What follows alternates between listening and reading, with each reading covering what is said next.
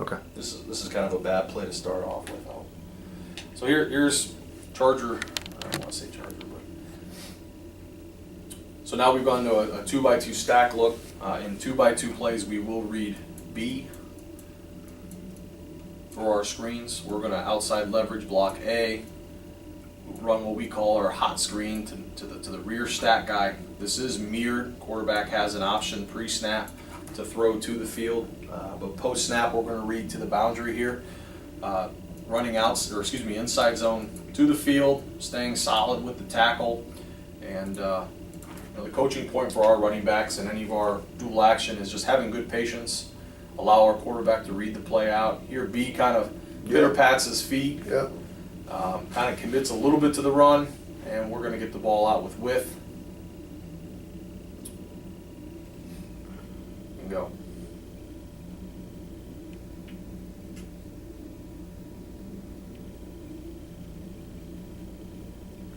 Now, what do you teach that back? Or what does coach teach that back to make sure he knows that he's getting the ball? Is it a soft squeeze like some option coaches teach it? As he's rolling over the ball and the quarterbacks, does he let his thumbs go? Does he put less pressure on the inside hand? What are they teaching him to make sure he knows that he's getting the ball on the RPO?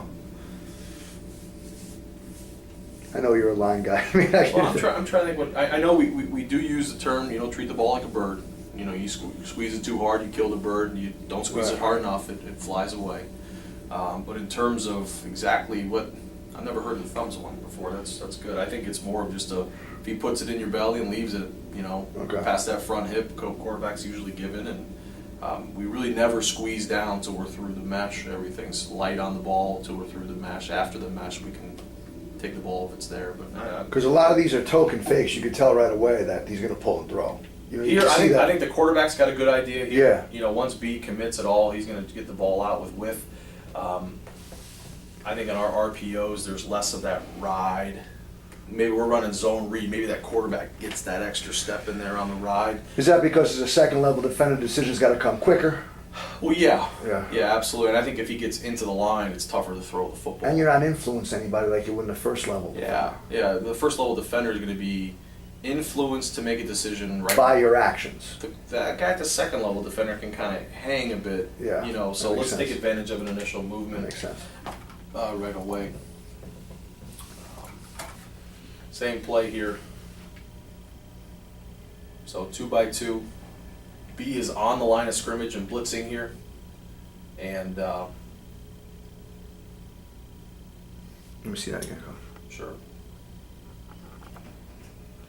So we knew this week, though, with the way that their structure, if B was there, we could hand the ball off. Yeah, so why not the bubble here? Is because he's not in a position to make the play. Our quarterback knows the outside blitzer is always typically a quarterback player, right? So we can usually hand the ball off. The way our zone is a downhill, wind back type zone, we're underneath it quite a bit.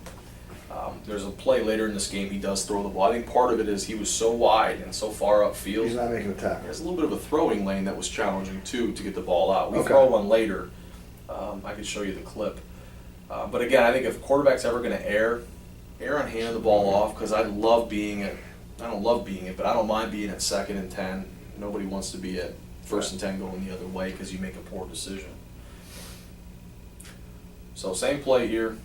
So reading B. Again, A is the corner. B is first defender inside at the second level. Yeah. B drops the run, hand the ball off, force him to reinsert late.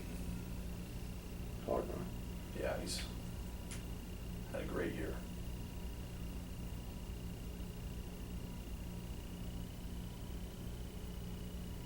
Good. So here's a good example why we count too. That minus Mike right now.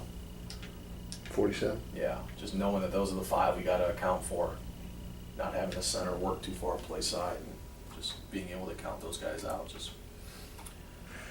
So just the whole premise of the A, B, and C takes the responsibility off of the quarterback saying, I'm going to react off the 6th defender.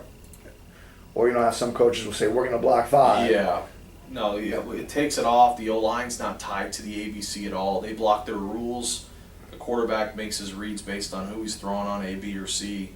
And Yeah, there's no who's the sixth, who's the guy the O-line can't account for. We don't ask our quarterback to, I mean, they understand the schemes of what we're doing up front, but we're not saying, hey, quarterback, you need to better understand, the O-line's count system here and who they're accounting for and so forth. Right. So, and I think it accounts for the fact that if we get something we haven't seen, or if they play a look we haven't seen, we just apply our rules. It just fits. Mhm. So,